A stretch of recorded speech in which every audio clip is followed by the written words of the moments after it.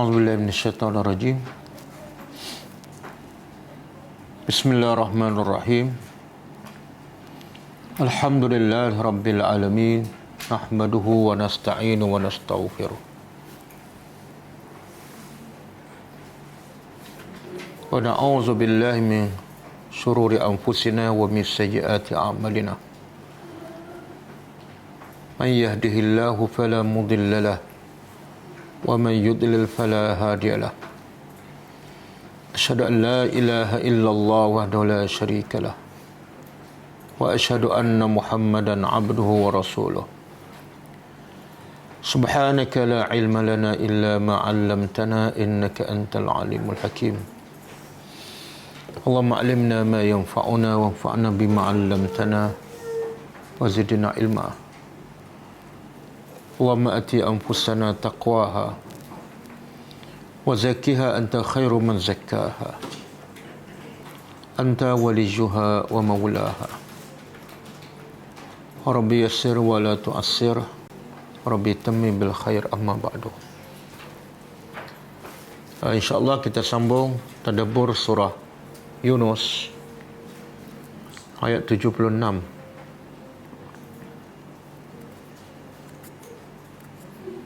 Sebelum tu kita tengok pengajaran ayat lepas, ayat 74 dan 75 kan. A'udzubillahi minasyaitonirrajim. Ayat 74. Thumma ba'athna min ba'dihi rusula ila qaumihim faja'uhum bil bayyinat wa ma kanu liyu'minu bima kazzabu bihi min qabl. Kadzalika natba'u ala qulubil mu'tadin. Maksudnya, kemudian kami telah utuskan daripada selepasnya, iaitu selepas Nabi Nuh AS, para Rasul kepada kaum mereka. Lalu mereka mendatangi kaum mereka dengan keterangan yang jelas. Maka mereka tidak beriman dengan apa yang mereka telah dustakan dari sebelum itu. Demikianlah kami telah meterikan atas hati-hati mereka yang melampau. Pengajarannya,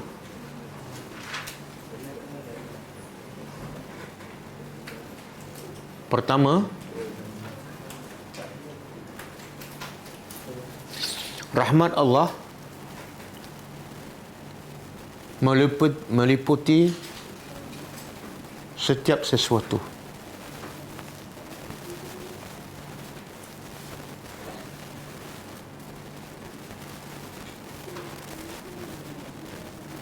Termasuklah mereka yang kufur kepadanya.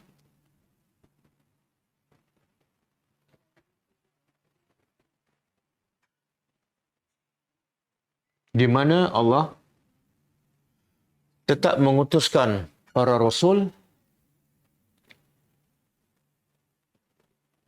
kepada semua hamba-hambanya yang kufur,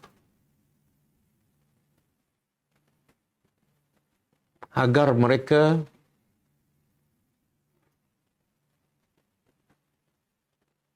mendapat ilmu dan hidayat daripada Allah.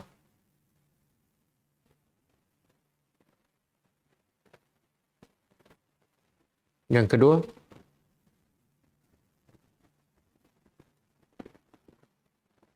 kewajipan para Nabi dan Rasul ialah mendatangi kaum mereka.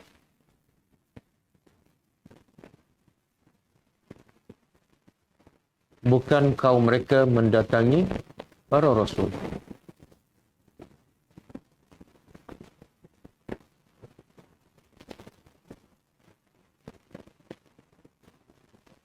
Kerana agama yang hendak disampaikan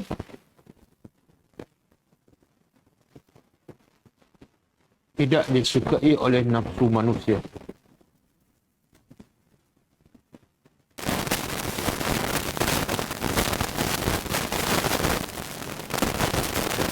maka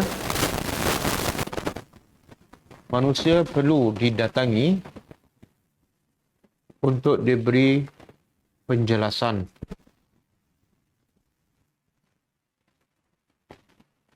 tentang kepentingan beragama.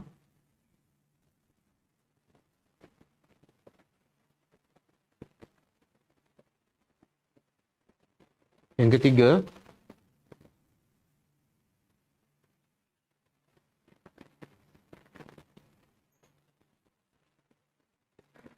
agama tertegak di atas bukti yang nyata. Agama tertegak di atas bukti yang nyata, sama ada daripada Allah atau sunnah Nabi sallallahu alaihi wasallam.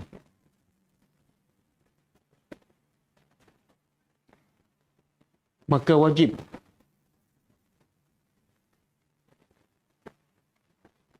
ke atas setiap pendakwah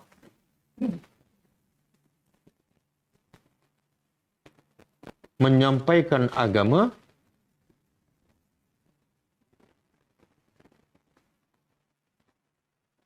dengan disertakan hujah dan dalil yang jelas daripada Allah dan Rasul.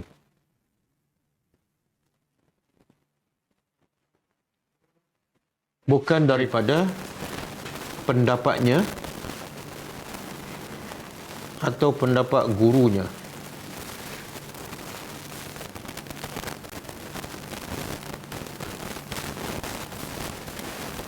Yang keempat, sesiapa yang menolak kebenaran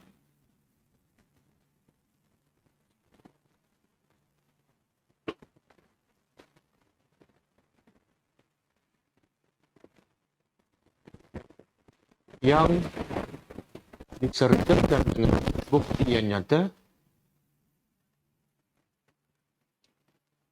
pada kali pertama,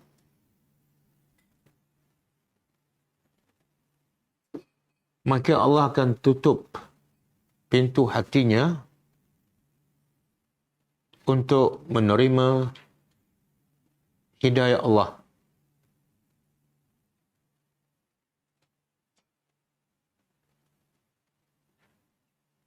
Untuk kali kedua dan seterusnya.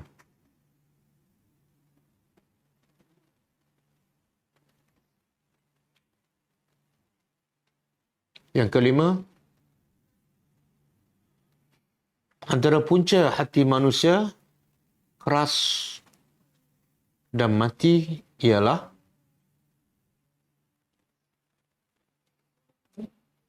mereka selalu melakukan dosa dan melampaui batas agama.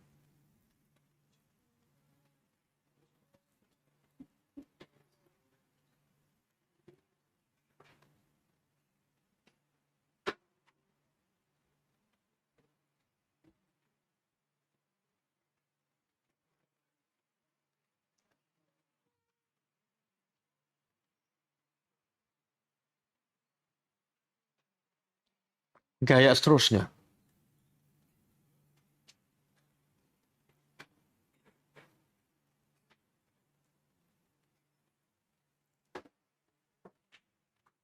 ثم بعثنا من بعدهم موسى وهارون إلى فرعون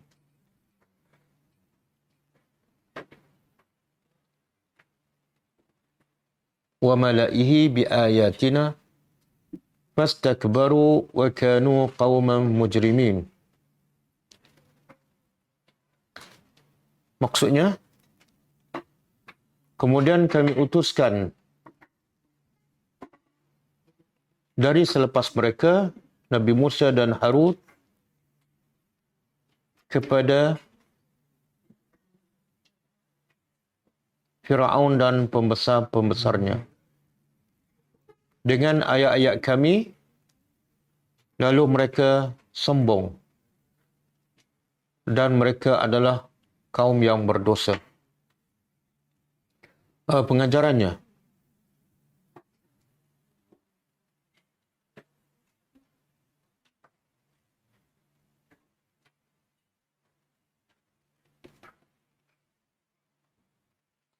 Nabi Musa alaihissalam adalah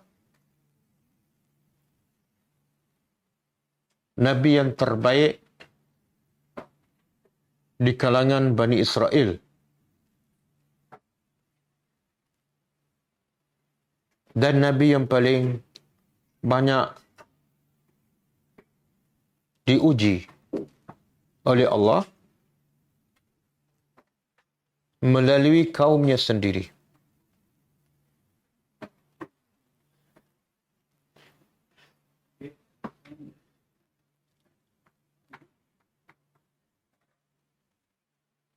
Maka namanya disebut secara khusus dan paling banyak di dalam Al-Quran.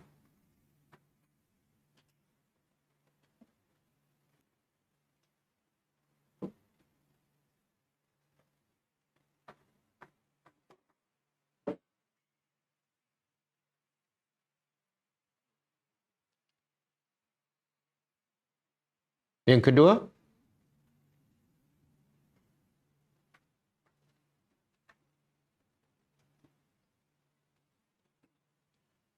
kisah Nabi Musa seharusnya menjadi contoh tauladan yang terbaik kepada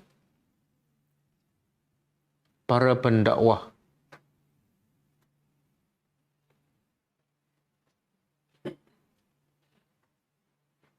Di mana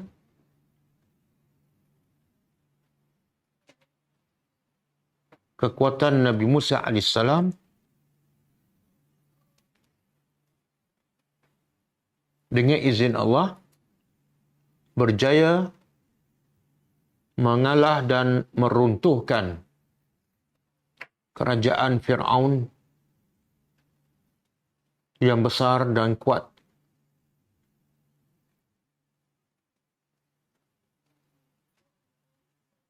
Disebabkan kesombongan mereka.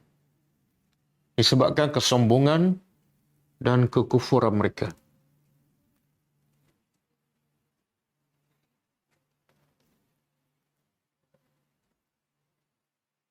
Yang ketiga,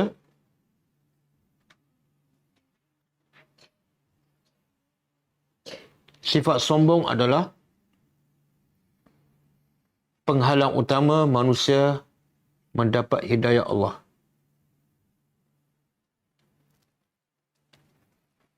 Dan penyebab utama manusia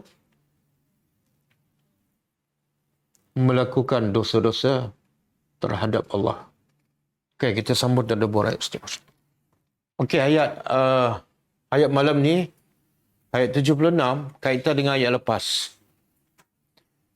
Kalau ayat lepas cerita tentang Allah cerita kisah para Nabi bermula daripada Nabi Nuh AS, kemudian para Rasul dan juga Nabi Musa dan Harun sebagai panduan kepada, khususnya kepada Nabi Muhammad SAW dalam usaha Nabi untuk menyampaikan dakwah dan cabaran-cabaran yang dihadapi.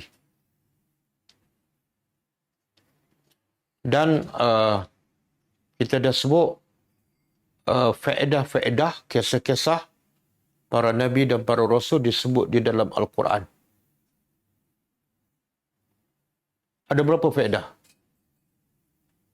Apa faedah?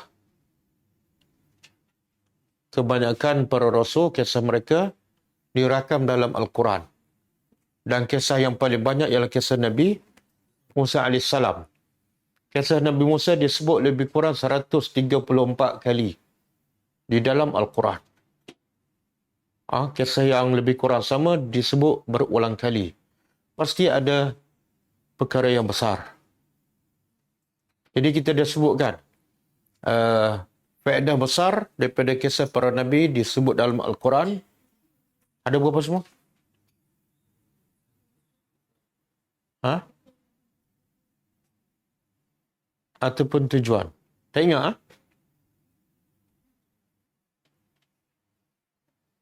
Ini belum masuk tahun depan ni. Ha.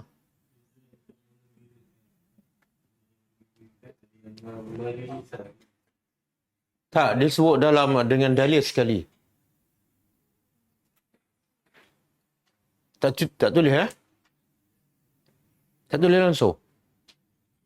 Kau saya sebut dalam kelas lain. Ha? 3 kan? Okey, pertama sebagai ibrah. Dalam kisah para nabi ada ibrah, pengajaran. Dalilnya surah Yusuf 111. Kan? Tujuan kedua, supaya manusia bila baca kisah para nabi, mereka berfikir. Contoh, bagaimana Musa AS yang asalnya dididik oleh Firaun, dibesarkan oleh Firaun di istananya, dan Musa tidak memiliki apa-apa, tapi akhirnya boleh mengalahkan satu kerajaan yang besar dan kuat dengan bala tentera yang hebat. Sehingga Allah sifatkan dalam Al-Quran Firaun, wa Fir'auna zil autad. Satu kerajaan yang besar dan kuat dengan bala tentera.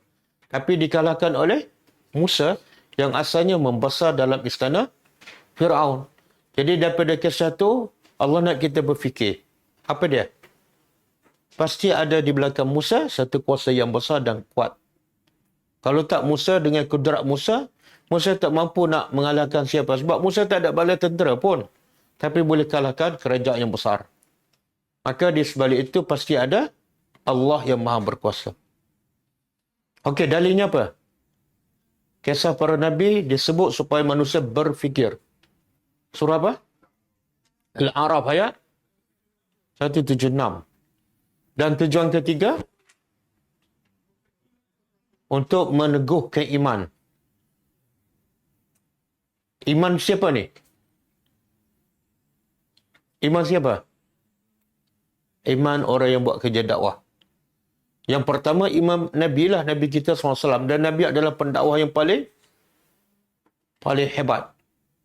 Maka perlu pada kekuatan iman. Dan kisah para Nabi meneguhkan iman Nabi kita SAW.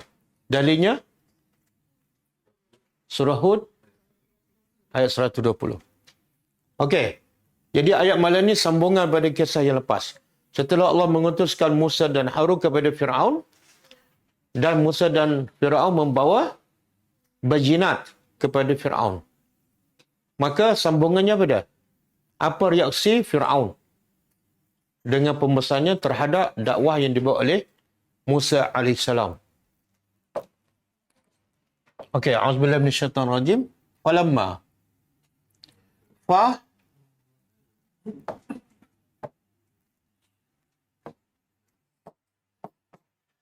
maka tatkala ja'ahum telah datang kepada mereka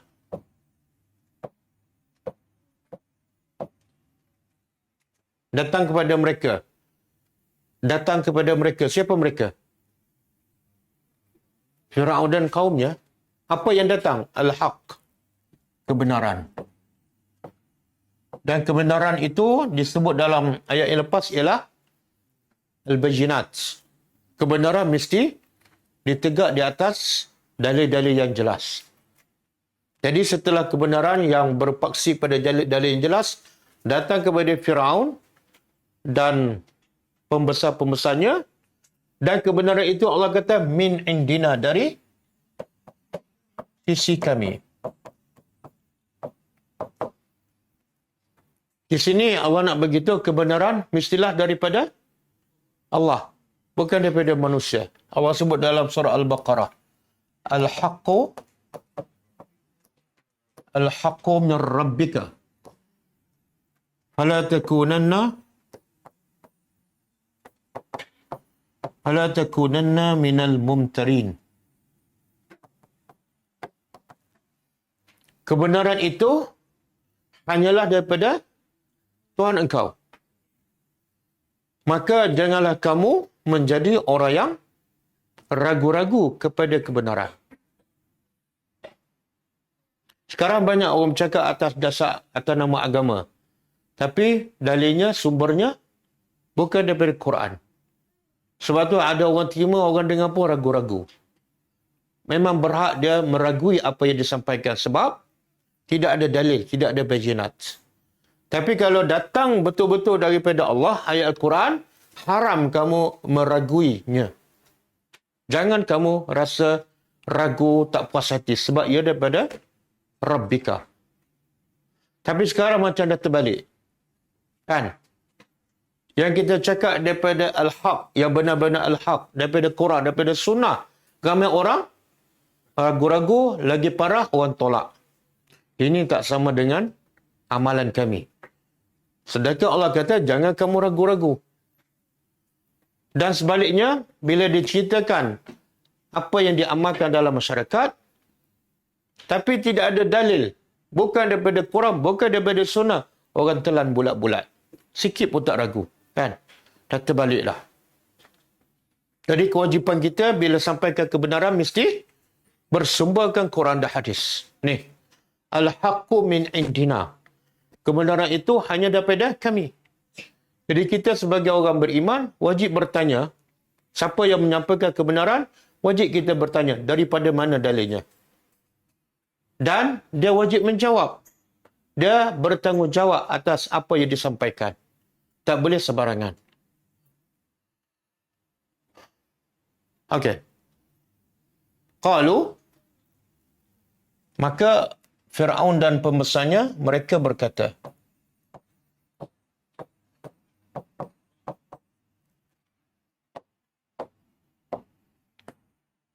bila datang kebenaran daripada Tuhan yang disampaikan oleh Musa kepada Fir'aun dan pengikutnya, reaksi mereka pada? Mereka berkata, inna haza. Sesungguhnya, ini lasahirun. Lasihrun. Inna. Inna apa mana? Dia panggil dalam bahasa Arab apa dia? Harfu taukid. Harfu ni huruf lah. Taukid, penegasan. Dalam bahasa Arab kalau sebut huruf, makna dia bukan isim dan bukan fi'lun. Sebab perkataan dalam Arab tiga je. Satu isim. Yang kedua, fi'lun. Yang ketiga, harfun. Isim kata nama, fi'lun, kata kerja, kata perbuatan, harfun, kata sendi. Jadi inna termasuk dalam kategori harfun. Dia bukan isim dan bukan fi'lun. Okey. Jadi Fir'aun ni, dia guna perkataan inna. Sesungguhnya ini. Ini apa dia? Al-Haq. Jadi disampaikan oleh Musa, dia kata ini adalah, ini harfu taukid juga. Lam. Pasti. Sihrun. Adalah sihir. Dan bukan setakat sihir. Bukan setakat dia tuduh sihir. Tapi sihir yang nyata. Okey. Sebenarnya Fir'aun dengan pembesar dia tahu beza tak antara sihir dengan kebenaran? Tahu beza? Mana tahu dia tahu beza? Mana tahu? Pernah jumpa Fir'aun, tanya dia.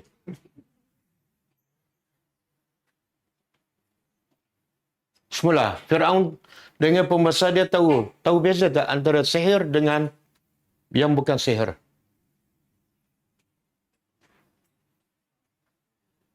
Oh, tak berani jawab dah. Tahu? Dari mana tahu? Dari mana kita tahu dia tahu?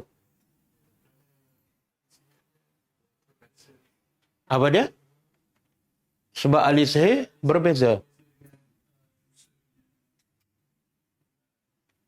Kalau tahu, kenapa dia tuduh? Mesti ada macam persamaan antara kebenaran yang dibawa oleh Musa dengan sihir. Sehingga menjadi alasan untuk mereka tuduh yang dibawa oleh Musa adalah sihir. Ha? Tak apa. Antara sihir dan kebenaran yang dibawa oleh Nabi Musa. Apa macam-macam persamaan? Bukan sama. Macam ada persamaan. Sehingga memberi hujah pada mereka untuk menuduh yang Musa bawa adalah sihir. Mukjizat Nabi Musa. Sebab mukjizat sihir, apa mana sihir? Silap mata. Bukan menukar. Menipu orang sehingga orang nampak sesuatu tu bertukar menjadi sesuatu yang lain. Keluar sapu tangan kan? Lepas tu bertukar jadi apa? Duit. Burung kan? Betul kita nampak kan? Itu antara bentuk sihir. Tapi sebenar, tidak ada satu pun tukar sihir yang berjaya menukar sapu tangan kepada duit ke, tak ada. Kalau ada, menipu. Sebab tu sihir ini sebenar adalah tipu. Sebab tu dia panggil silap mata memandang. Jadi dia kata, yang Musa tu bila antara mukjizat Nabi Musa apa dia? Tongkat. Ketuk batu, keluar air. Macam sihir. Pukul laut, terbelah. Lagi, keluar tangan daripada poket, putih. Dia macam sihir. Tapi sebenar, mereka yakin tak yang Musa buat tu bukan sihir? Mereka yakin? Mana tahu? Mana tahu? Allah sebut dalam Quran. Cuba buka surah An-Naml. Ayat 12. 12 dan 14.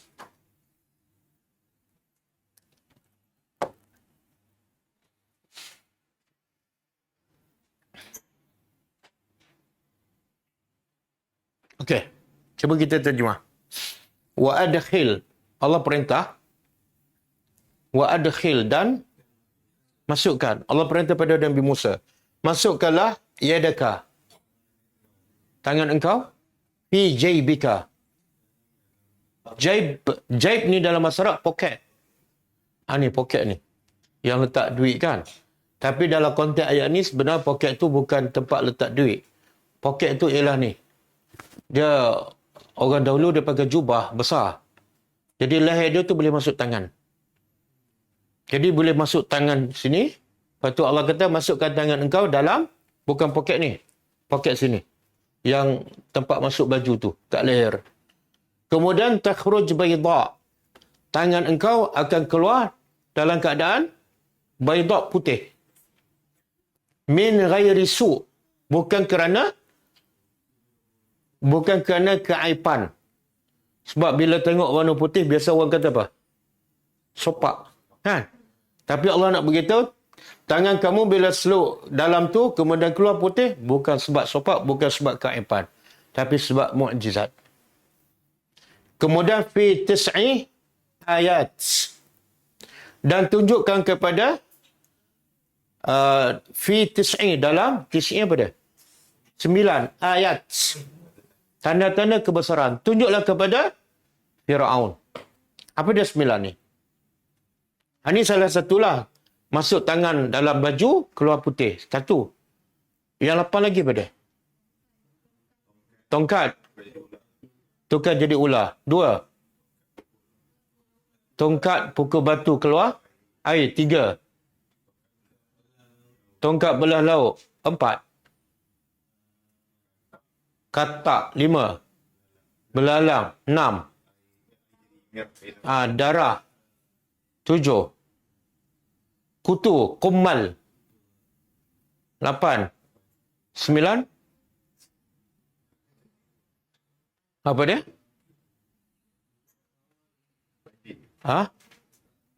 Tufan. Tufan. 9. Semua Allah sebut dalam surah Al-A'raf. Tufan. Banjir. Jadi Allah bagi mukjizat pada Nabi Musa 9. Salah satu yang ni. Innahum kanu qauman fasiqin. Bukti-bukti kebesaran Allah itu perlu kamu tunjuk pada Fir'aun. Sebab apa? Sebab mereka adalah kaum yang fasik. Jadi nak kembalikan manusia kepada kebenaran, kena ada hujah, kena ada bukti. Dan bukti itu mesti daripada Allah, bukan daripada kepala kita. Kalau hujah daripada kepala kita, pendapat kita, manusia tak akan berubah. Sebab yang daripada kita sama dengan daripada orang lain. Sama-sama lemah. Okey, falamma ja'atuhum. Maka tatkala telah datang kepada mereka ayatuna. Ayat-ayat kami, tanda-tanda kebesaran kami, mubsiratan secara jelas. Qalu, mereka pun tuduh. Haza sihrun mubin. Ini adalah sihir. Mereka tahu tak bahawa itu sebenarnya bukan sihir? Ya, mereka tahu. Sebab kekuatan Fir'aun apa dah? Kekuatan Fir'aun. Tentera ke? Kuasa ke? Tukang sihir. Tukang sihir. Sebab tu bila nak berlawan dengan Musa, dia guna apa? Dia kumpul tukang sihir. Katanya berbelas ribu tukang sihir seluruh Mesir dia kumpul untuk lawan Musa. Sebab tu ulama kata, raja-raja yang zalim dulu, kekuatan mereka bergantung pada tukang sihir. Tukang sihir inilah akan menipu rakyat bahawa pemerintah yang ada ketika itu adalah hebat. Melalui apa dah? Sihir mereka. Tapi sekarang raja-raja yang zalim, pemimpin yang zalim, dia tak guna tukang sihir. Dia tak pakai dah bomo-bomo ni. Tapi dia guna sihir dalam bentuk moden. Apa dia? Duit dan pembangunan. Okey. Kemudian, wajahadu biha. Dan mereka, Firaun dengan pengikutnya, mengingkari mukjizat yang dibawa oleh Musa. Wastayqanatha anfusuhum. Dan istayqanat, yakin, anfusuhum, diri mereka sendiri yakin kebenaran mukjizat yang dibawa oleh Musa. Dalam hati mereka yakin. Tapi mulut kata apa? Sihir. Boleh faham? Makna apa tu? Pengajarannya apa? Kebenaran manusia akan terima dari segi logiknya, dari segi fitrah manusia akan terima. Bila dia tolak tu, ada dua sebab. Sebab pertama ni, zulman. Kerana zalim. Kerana zalim. Zalim dan uluwa. Uluwa apa dah? Sombong. Mereka yakin apa yang Musa bawa adalah benar. Tapi mereka tetap menolak sebab kezaliman mereka pada diri mereka sendiri dan sebab kesombongan ego. Kalau mereka tunduk pada Musa, apa jadi? Habislah kuasa mereka. Yang kedua, manusia tolak kebenaran disebabkan kejahilan. Satu, zalim dan sombong. Yang kedua, sebab jahil, sebab tidak berilmu. Lepas tu bila kita cerita kebenaran, kita bagi dalil, tiba-tiba dia tolak. Sedangkan kebenaran itu jelas daripada Quran, daripada hadis. Bila dia tolak, apa sebab? Adakah mereka tak yakin yang kita buat itu benar? Tak. Mereka yakin. Tapi, ni. Zulman wa uluwa. Sombong.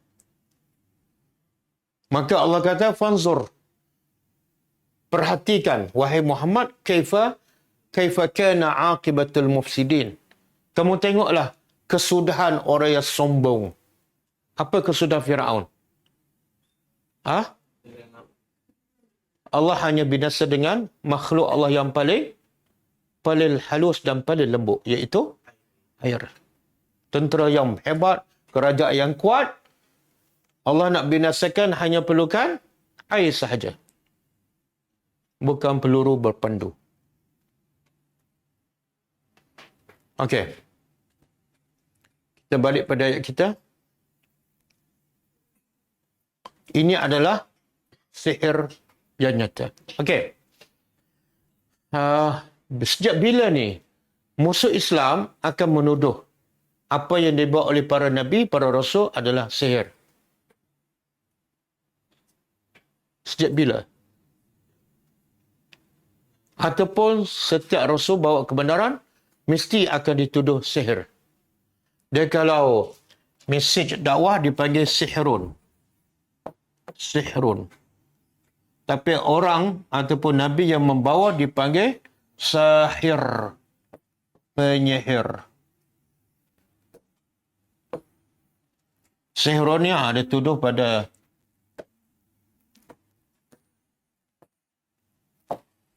Sihrun dia tuduh pada Al-Quran. Sahir dia tuduh pada Nabi. Okey, cuba buka surah Az-Zariyat. Ayat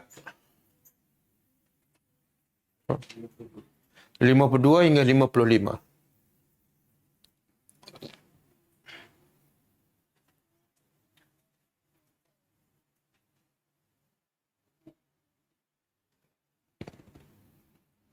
Cuba terjemah. Kazalika. Demikian itulah ma'ata. Ma tidak. Kita ma ni ada makna apa? Ada makna tidak. Macam mana kita nak tahu? Tengok kalau ada ilah selepas dia. Kalau ada ilah, makna dia tidak. Kalau ilah di sini makna tidak. Ilah makna kecuali. Demikianlah tidak datang kepada orang yang min qablihim. Dari sebelum mereka. Sebelum siapa? Sebelum orang musyrikin Mekah. Tidak ada pun umat-umat yang sebelum orang Mekah datang kepada mereka min rasulin, daripada seorang rasul pun. Tak ada seorang pun rasul datang pada umat-umat terdahulu illa kecuali qalu. Pasti mereka akan berkata ataupun menuduh rasul itu adalah sahirun. Tukang sihir ataupun majnun. Ini tuduhan yang mesti standard. Tengok Allah guna perkataan ma kemudian illa. Ini ayat yang paling kuat lah. Satu, menafikan. Yang kedua, isbat. Makna apa tu? Kalau kita buang ma dengan illa, dia jadi macam ni. Apa dia?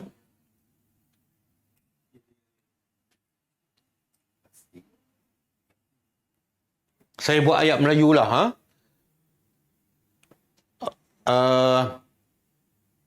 Setiap rasul datang kepada kaum mereka akan berkata, tukang sihir.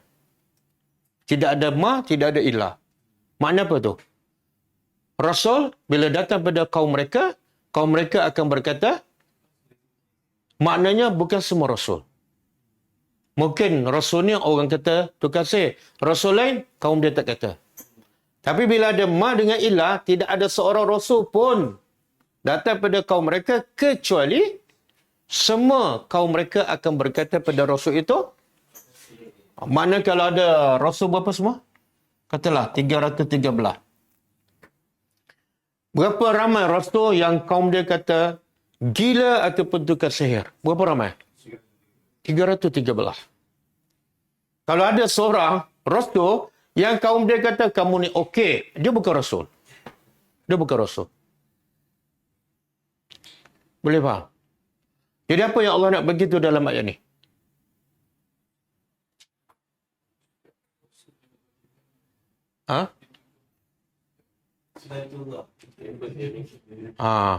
Kalau nak jadi pendakwah, bersedialah untuk dikata gila. Bila takut pada tuduhan gila, jangan jadi pendakwah, jadilah ahli politik.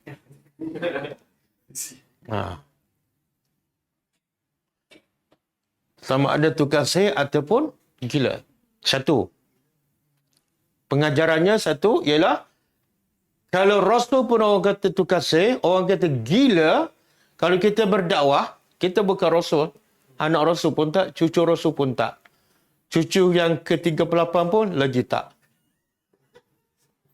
Tiba-tiba orang tak kata gila, orang tak kata tukang sihir, orang kata www.com. Kan?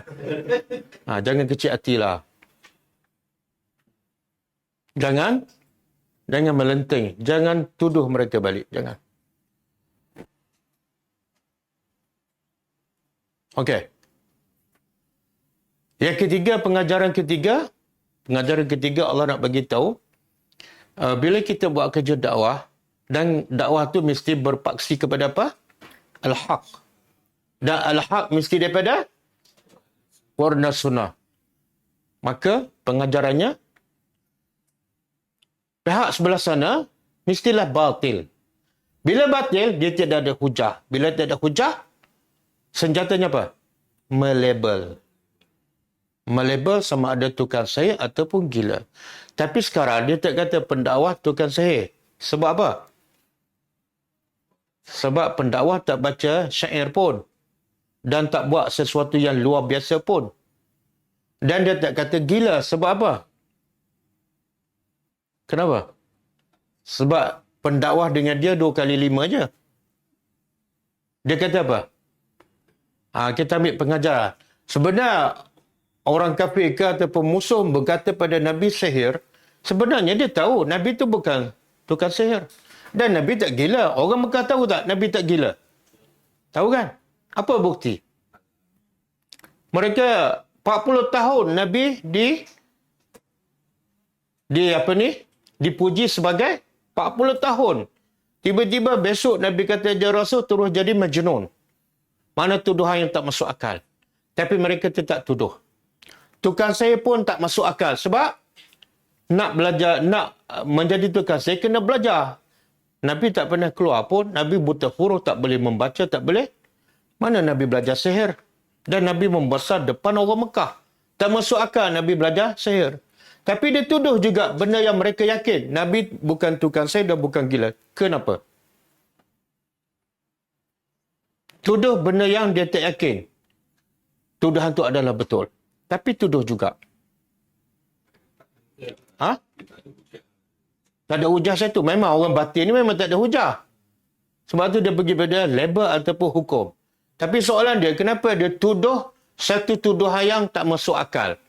Yang dia sendiri pun tak yakin. Apa dia? Target dia ialah dengan label ni orang tak dekat. Tukang sihir, takutlah. Gila, jangan. Jadi target dia supaya orang jangan mendekati. Sebab apa? Dia tahu kalau orang ramai mendekati Nabi ni, dengar je boleh berubah. Macam jin kan, boleh berubah. Jadi label tu sebenarnya bukan sebab betul, tapi sebab strategi supaya masyarakat umum jangan mendekati. Jadi diguna apa? Label apa? Puak-puak ni mazhab baru. Bunyi baru tu orang takut. Puak-puak ni pelik sikit kan?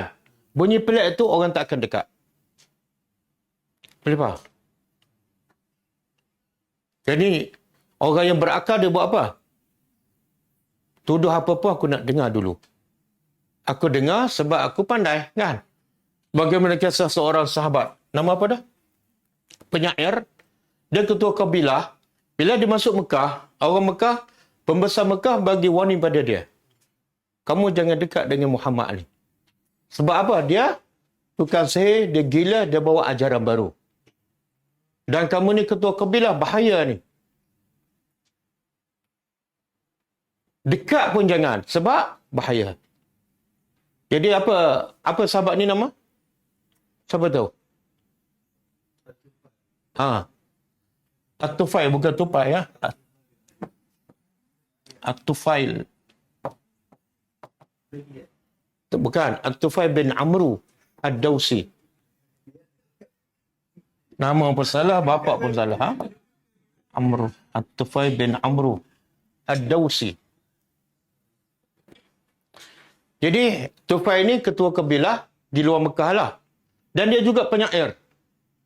Bila ditermakan hasutan pembesar Mekah, dia pun tutup telinga dia dengan kapas. Tengok kesan tu. Tuduhan tu menyebabkan orang takut nak dekat dan dengar.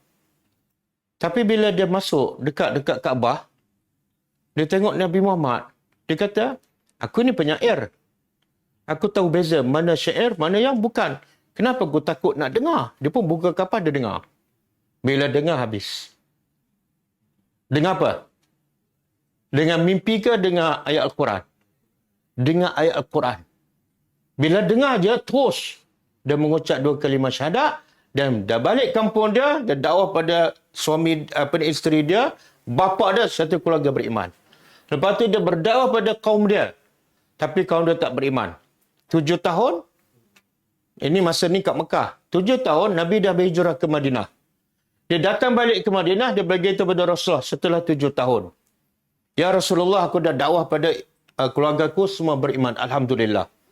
Tapi aku berdakwah pada kaum aku, mereka tak dengar. Degil. Tulislah doa ke atas mereka. Mana dia suruh Nabi doa yang tak baiklah. Hancurlah senang, bapa ni degil sangat. Tapi Nabi ni rahmatan. Nabi kata, Allah Mahdi Dausi. Ya Allah, bagilah hidayat pada kaum Dausi. Dausi ni kaum Tufail. Dan Nabi pesan pada Tufail, alaika birrifqi. Hendaklah engkau berdakwah dengan lemah lembut. Sebab dia kasar sikit. Lepas tu dia balik berbekalkan dengan doa Nabi, dia berdakwah. Tengok kesan Al-Quran. Ya, orang kafir takut sangat nak orang ramai dekat dengan Nabi dan dengar Al-Quran. Lepas tu dia balik kepada kaum dia, dia berdakwah, dia bawa lebih kurang 70 keluarga yang beriman daripada kaum Ad-Dausi, bawa datang semula ke Madinah. Dan salah seorang yang beriman ialah Abu Hurairah radhiyallahu anhu. Kesan apa? Dakwah dia dengan apa? Al-Quran. Sebab tu kena sampaikan Al-Quran. Jangan duk mengarut lah. Saya pergi kamera baru ni, kuliah subuh. Mula-mula cerita pasal ni, penyakit lupa. Jangan makan roti kering. Dahlah sebahagian jemaah tu tidur. Lepas tu cerita pula roti kering. Dia kata antara penyebab kepada lupa ialah roti kering. Gardenia semua kering. Saya terfikir, kamu tak jumpa ke hadis yang ada beribu? Bacalah hadis. Bacalah sunnah Nabi. Ayat Quran ada 6,000 lebih. Takkanlah semua jemaah dah faham semua 6,000 ayat. Dia cerita pasal roti kering. Lepas tu dia selang-seli. Semalam Argentina menang kan? Pasal bola pula. Last kali dia tutup dengan apa? Ada kita jual ikan bilis kan? Ikan bilis. Harga RM30. Ya Allah. Bila masyarakat kita nak berubah? Kuliah subuh di masjid. Penutupnya ialah jual ikan bilis. Itu salah guna amanah. Orang suruh dia mengajar agama. Dia last kali dia guna tempat tu untuk berniaga. Berkhianat amanah. Bila masyarakat nak berubah?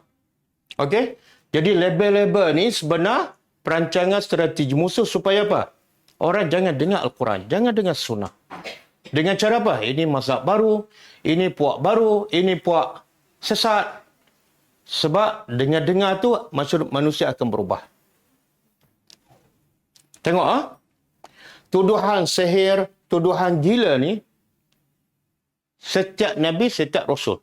Okey? Sehingga atawasau bihi balhum qaumun taghun. Apa makna atawasau? Ini soalan. Adakah mereka saling berpesan? Sehingga semua para rasul, semua kaum tuduh kepada rasul mereka tuduhan yang sama. Sihir gila, sihir gila. Seolah setiap mereka ni berpesan kepada generasi akan datang. Kalau rasul datang pada kamu, tuduh gila, sihir. Lepas tu berpesan pula generasi akan datang. Kalau rasul yang baru datang, tuduh gila, seolah ada satu wasiat antara mereka. Sebenarnya tidak ada pun. Soalan ni sebenarnya nak gambarkan apa? Tuduhan mereka, label mereka, benda yang sama, seolah mereka ada kesepakatan. Strategi yang sama. Dulu, kini dan cuma sekarang dia ubah perkataan. Kemudian, apa patut kita buat? Allah perintah pada Nabi. Bila tuduhan sihir, tuduhan gila, penyair, apa patut kamu buat? Lawan mereka? Maki hamu mereka? Tak. Fatawalla anhum. Maka, engkau berpaling daripada mereka. Jangan layan. Jangan jawab. Kalau jawab, tak akan kesudahan, buang masa kamu dan merugikan dakwah kamu. Fama anta bimalum. Engkau tidak akan tercela dengan tuduhan mereka tu. Engkau tetap mulia di sisi Allah. Bahkan kalau kita pula jawab, kita pula tuduh, kita kadang-kadang orang cela kita sebab perangai kita sama dengan mereka. Orang kutuk, kita kutuk. Kita dengan mereka 2 kali 5. Nak buat apa lagi? Ayat sepan ni. Lepas tu nak buat apa lagi? Wazakir. Teruskan bagi peringatan. Kenapa? Fa inna zikra. Sesungguhnya peringatan itu tanfa'ul. Teruskan kerja dakwah kamu. Jangan berhenti, jangan kecewa disebabkan orang label, orang tuduh kamu macam-macam. Jangan. Kerja kamu wazakir. Sebab peringatan tetap memberi manfaat pada orang beriman. Kalau orang kafir tak nak ambil faedah, orang beriman tetap dapat manfaat. Allah kata apa dalam surah Al-Ghashiyah kan? Wazakir. Apa dah?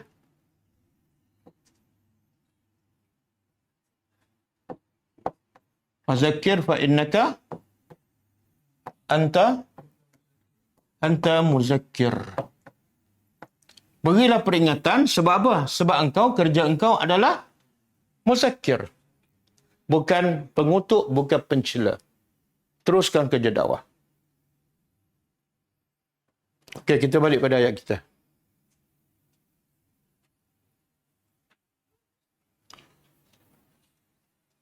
Okey. Lepas Musa dituduh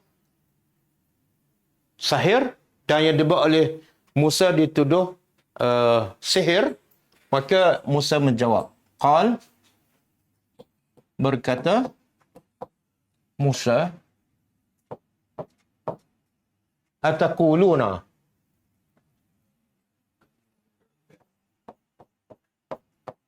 apakah patut kamu berkata, kamu ni siapa? Fir'aun. Fir'aun dengan pembesar-pembesar dia. Adakah patut kamu berkata lil haq, bagi kebenaran itu?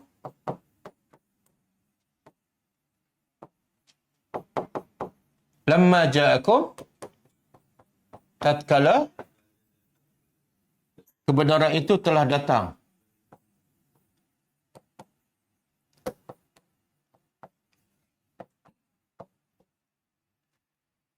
Adakah patut kamu berkata pada kebenaran yang telah datang pada kamu? As-sihrun, adakah ini? Adakah sihir ini? Hazah itu ialah kebenaran. Jadi Musa bertanya balik, adakah patut kamu kata yang aku bawa kebenaran daripada Tuhan tu, adakah patut kamu kata sihir benda ni? Sedangkan dia sangat berbeza daripada sihir. Apa yang Nabi bawa semua mengajak manusia kepada kebaikan. Sihir ada tak? Mengajak orang solat, mengajak orang sembah Allah. Sangat berbeza. Macam langit dan bumi. Wala yuflihu. Dan tidak akan berjaya as-sahirun, penyihir. Musa kata, tak patut kamu samakan kebenaran dengan sihir. Dia sangat-sangat berbeza. Lepas tu yang kedua, penyihir ni tak mungkin akan berjaya. Kamu tengok sendirilah kehidupan tukang sihir. Dia tak akan berjaya. Dan bukti yang paling jelas pada, bila Musa berdepan dengan tukang sihir, siapa yang berjaya? Musa. Dan akhirnya tukang sihir beriman. Tinggalkan sihir. Ini maksud. Tukang sihir tak akan berjaya dalam apa keadaan sekalipun. Cuba buka satu lagi. Surah Taha. Ayat 69.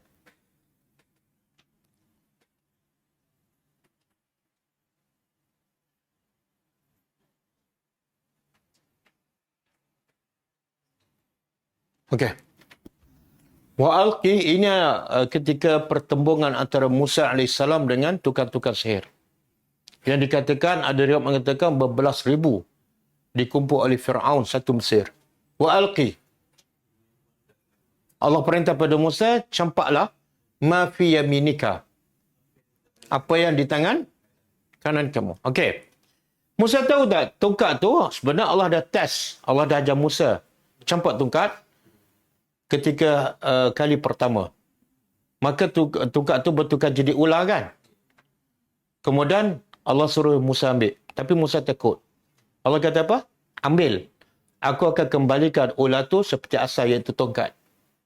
Musa dah ada pengalaman kan? Tapi bila berdepan dengan apa saja masalah, Musa terus campak ke ataupun Musa tunggu perintah Allah?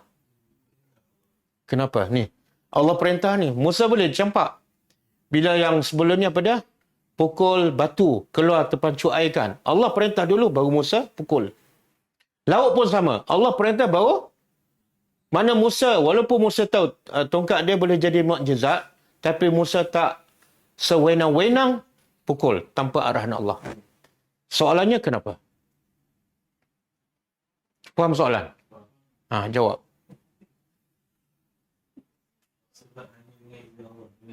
Ha?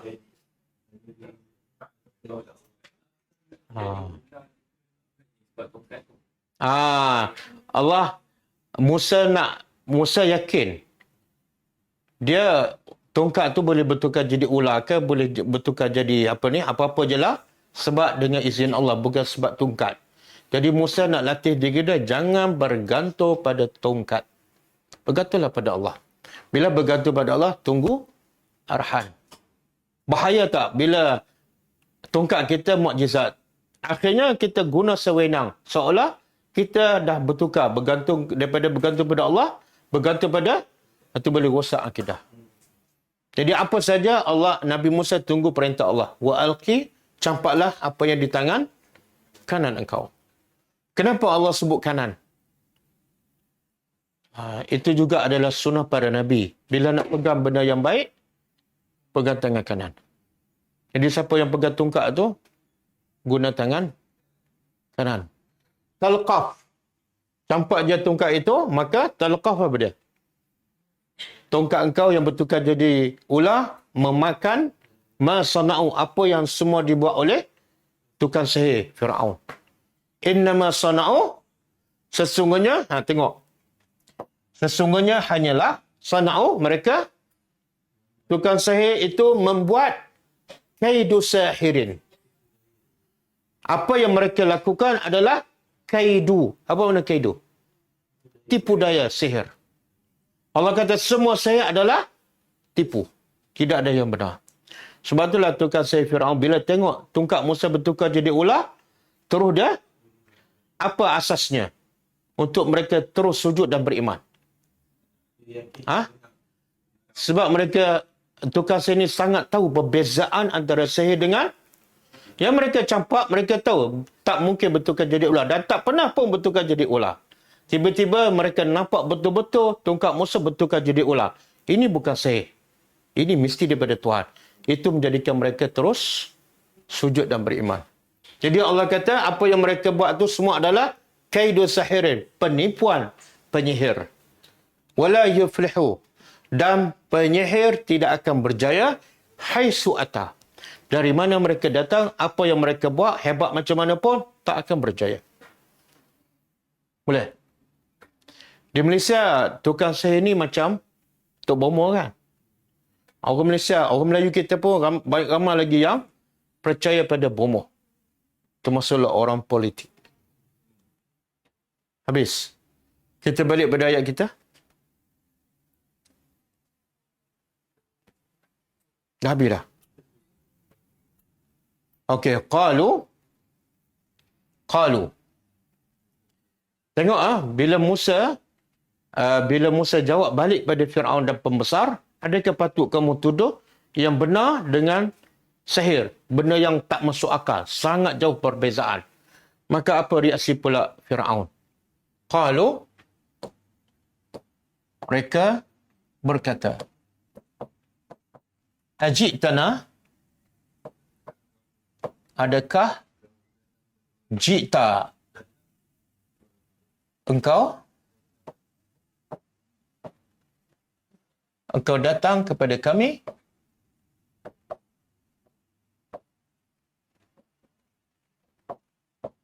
litalfitana. Apa ber? Litasrifana. Untuk, kalau belajar bahasa Arab ni, lam ni dia panggil apa? Lam ni. Lamun ta'lil. Bila dia masuk pada fi'il mudhari' dia menasabkan ni. Ta. Adakah engkau datang pada kami, kata Firaun kepada Musa, untuk engkau memalingkan kami?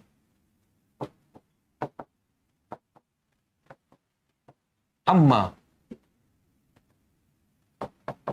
Dari apa yang wajadna kami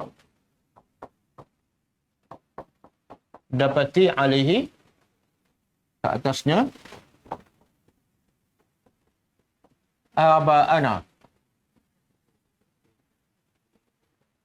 nenek moyang kami.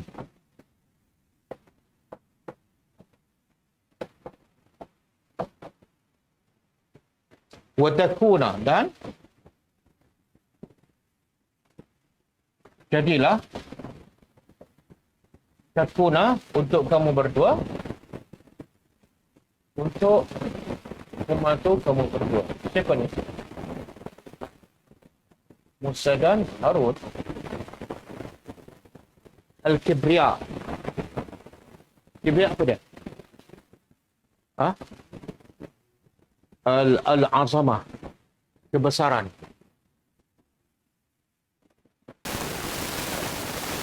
Fil ardi, di bumi. Wa ma nahnu, dan tidaklah kami lakuma, bagi kamu berdua, bimukminin, beriman. Okey. Sekarang bila Musa dah mengesahkan bahawa yang dia bawa itu bukan sihir, sebagaimana dituduh oleh Firaun dan pembesar dia, dan Firaun dan pembesar dia pun yakin yang Musa bawa bukan sihir, dan mereka pun tak ada hujah. Bila tak ada hujah, mereka pergi kepada adat kebiasaan manusia. Apa dia? Yang menyebabkan mereka tak boleh tinggal apa yang mereka pegang selama ini. Iaitu, adakah patut kamu datang supaya kami tinggal apa yang nenek moyang kami buat? Adakah patut? Hujah apa tu?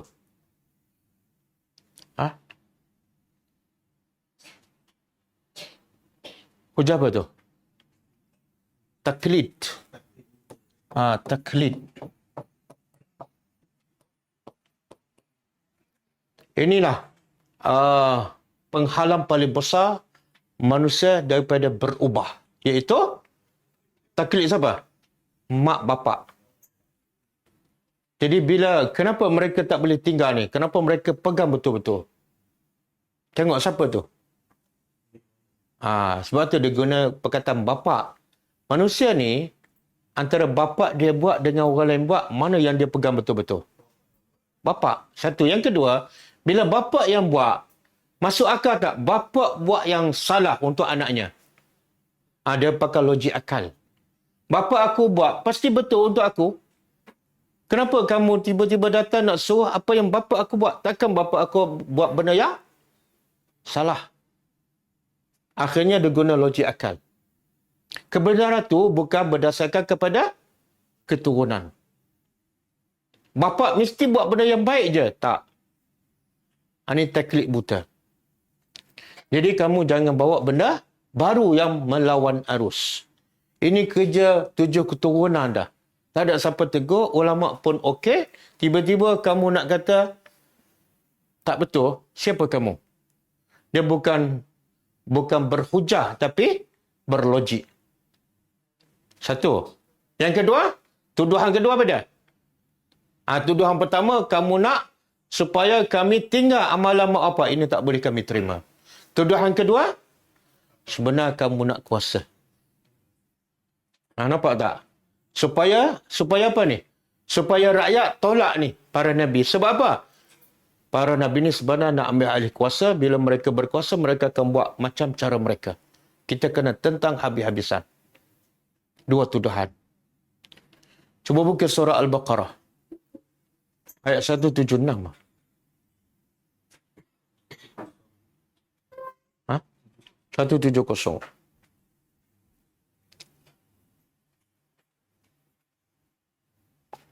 Okey. Dan iza apabila qila lahum dikata pada mereka. Mereka ni siapa? Masyarakat Arab lah, Quraisy. Ataupun mana-mana umat yang degil, yang kufur. Dikata pada mereka pada ittabi'u ikutlah ma anzalallah. Ikutlah apa yang Allah turun. Sebab kamu ni hamba Allah, bukan hamba manusia. Ikut je lah apa yang Allah turun. Maka apa jawapan mereka? Qalu, mereka jawab, bal, bahkan, nattabi'u, kami ikut juga. Tapi ikut apa? Ma alfaina. Alfaina makna dia ma wajadna. Apa yang kami dapati, yang di atasnya aba'ana. Mak bapak kami, nenek moyang kami. Tengok beza. Yang Allah suruh ikut siapa? Apa? Yang mereka ikut siapa? Makna apa tu? Antara yang Allah dengan mak bapak, yang mana mereka tinggikan, besarkan? Usaha akidah. Samalah sekarang. Kita cakap pasal Quran, kita cakap pasal sunnah, dia kata apa? Yang mereka buat tak? Dia tak katalah nenek moyang kami buat. Tapi sebenarnya, itulah. Cuma dia tukar ayat. Dia kata apa? Salah ke? Kita cakap, yang Allah buat, dia kata yang dia buat tu salah ke? Kalau yang kamu buat tak salah, yang Allah suruh, 10 kali tak salah. Logiknya beda. Ikutlah yang Allah suruh, sebab yang Allah suruh pasti benar. Yang mak bapak kamu buat, mungkin betul, mungkin. Sebab tu Allah kata sebab itu. Awalau kana. Adakah patut kamu nak ikut mak bapak walaupun adalah mak bapak kamu lah? Allah kata mak bapak kamu ada yang tak berakal. Apa makna tak berakal? Tak ada berilmu. Tidak berakal syai'an. Sedikit pun wala yahtadun, dan tidak dapat hidayat. Takkan nak ikut juga. Oh Ustaz, mak bapak saya ikut hidayat. Hidayat mana? Ada hidayat. Tak, ada hidayat pun ikut hidayat daripada Allah. Boleh tak? Tengok Allah tempelak ni. Tapi sebab itulah setengah orang tak nak tadabbur Al-Quran. Sebab apa? Bila tadabbur, kena atas kepala satu. Lepas tu nak tinggal tu amalan tu. 70 tahun dia buat. Takkan salah Ustaz? Pelik yang Allah suruh. Yang kamu buat, tak ada sumber, kamu kata takkan salah. Mana kamu yakin betul? Kalau yang kamu buat tak ada sumber, kamu yakin betul? Yang Allah suruh, macam mana kamu tak boleh yakin 10 kali betul? Kan? Logiknya. Okey? Sebab itulah bila kita tak ada buat Al-Quran, kita akan apa? Kenapa? Kita akan jadi orang yang lebih yakin dengan kebenaran. Yang kita buat ada sumbernya. Satu. Yang kedua, kita akan lebih yakin dan dapat kekuatan untuk menyampaikan, untuk membaiki. Yang ketiga, bila kita sampaikan, kita ada kekuatan untuk sabar. Sebab apa? Kisah para Nabi, semua dituduh macam-macam. Sebab tu Allah sebut, وَتَوَاسَوْا بِالْ sifat orang beriman apa dia? Satu, beriman. Yang kedua, beramal soleh. Yang ketiga, وَتَوَاسَوْا bilhaq. Yang ketiga, orang beriman sentiasa berpesan dengan kebenaran, bukan dengan apa yang dipegang oleh nenek moyang kamu, tak, bilhaq. Tapi Allah tahu, bila kamu sampaikan yang benar, pasti kamu akan diuji, dituduh macam-macam. Maka Allah berpesan. Sifat keempat, watawasaw bis sabri. Sabar ni datang bila? setelah kamu sampaikan al-haq. Bila kamu sampaikan yang nenek moyang kamu tak perlu sabar. Sebab apa? Sebab semua orang suka. Betul? Semua orang puji. Semua orang bagi duit. Kamu tak perlu sabar. Tapi bila sampai yang benar-benar al-haq, kamu kena sabar. Okey. Boleh ke? Ada soalan? Boleh faham? Malam ni kita belajar berapa ayat? Berapa ayat? Dalam ayat banyak tu berapa? Surah Yunus 3. 76, 77, 78. Az-Zariyat 52, 53, 54, 55. 4. 7 ayat. An-Namlu 12, 13, 2, 9 ayat. Al-Baqarah, Al-Baqarah 170, 10 ayat. Taha 1 ayat. 11 ayat. Apa lagi? Yang ni Baqarah kan? Ni Baqarah. 11 ayat. Faham semua tak? Faham kan? Dalam hanya masa 1 jam setengah, kita dapat faham 11 ayat. Jelas tak? Jelas. Itulah bayinat. Tapi kalau kita baca Quran saja, 20 tahun, 1 ayat pun tak faham. Amalan yang terakhir, amalan ke-66 daripada buku 62 amalan pembuka pintu syurga. Hadis yang ketiga, daripada Abu Sa'id Al-Khudri radhiyallahu anhu, ia pernah mendengar Rasulullah SAW bersabda, "Khamsun man amilahunna fi yaumin katabahu Allah min ahli jannah." 5 perkara, sesiapa yang beramal dengannya dalam satu hari, maka Allah akan mencatatnya sebagai ahli syurga. 5 perkara, kalau kita buat dalam masa satu hari, Allah catat kita sebagai ahli syurga. Apa dia tu? Yang pertama, menjenguk orang sakit. Ziarah orang sakit. Allah tak kata, Nabi tak kata di hospital lah.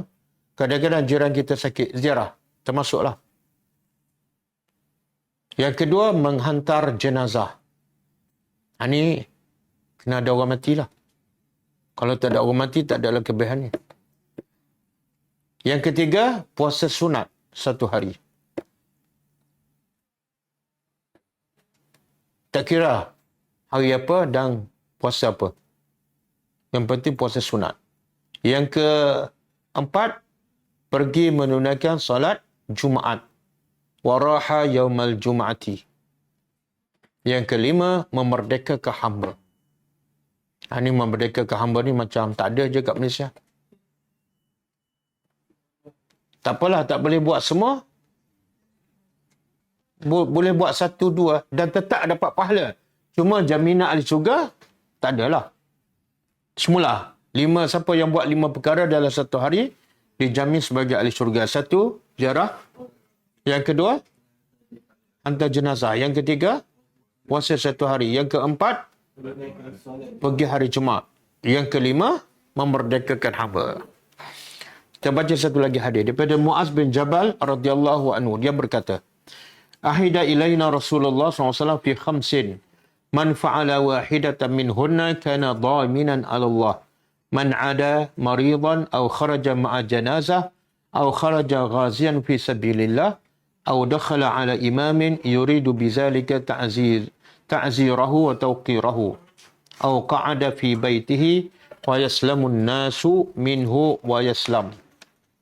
Maksudnya, Rasulullah SAW menjanjikan kepada kami mengenai 5 hal, 5 perkara. Barang siapa mengerjakan 1 hal sahaja daripada 5, Rasulullah SAW menjamin dirinya kepada Allah. Maksud menjamin di sini, mana Allah jamin dia akan berada dalam keadaan beriman, jauh daripada maksiat dan sebagainya. Apa dia ni? buat salah satu daripada 5. Lebih kurang yang tadi juga, menjenguk orang sakit. 1. Kedua, menghantar jenazah. Yang ketiga, berperang pada jalan Allah. Yang keempat, mengunjungi seorang penguasa Muslim. Mana ziarah pemimpin. Sebagai apa ni? Ziarah untuk apa? Untuk menghormati dan memuliakannya. Bukan untuk mengampunya. Bukan untuk sampaikan niat hatinya supaya sekat orang tu, sekat orang ni. Ini talam dua muka. Jadi ziarah pemimpin untuk menghormatinya. Ataupun yang kelima, diam di rumahnya sehingga orang lain selamat daripada kejahatannya dan ia pun selamat daripada kejahatan mereka. Yang kelima paling mudah kan? Buat apa? Duduk kat rumah je. Tapi kelebihannya apa? Bila kita duduk kat rumah. Kalau kita jenis kaki pukul, kaki mengumpat, kaki mengata orang. Kalau kita duduk kat rumah, orang lain selamat. Kan? Dan kita pun selamat daripada kejahatan orang. Samalah Nabi kata, siapa yang beriman kepada Allah dan hari akhirat adalah dia berkata yang baik saja. Ataupun diam. Kita nak diam ni susah. Betul tak? Kalau jumpa orang nak cakap je walaupun tak betul. Cara terbaik nak diam, apa dia? Duduk kat rumah je. Duduk kat rumah. Tapi kadang-kadang duduk kat rumah lagi banyak cakap pakai telefon, mesej kan. Okey, cukup dulu. Kita... Oh, panjang lagi ni. Kalau ikut nombor hadis dah khatam. Tapi kalau ikut hadis belum khatam. Jadi boleh buat jamuan sekali lagi lah.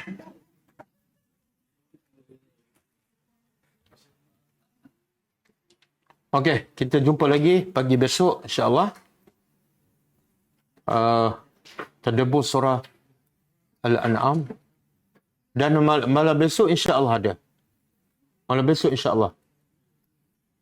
Kalau ikut jadual tak ada, tapi sebab saya tak jadi pergi, kita buat kelas besok. Kan nak cuti?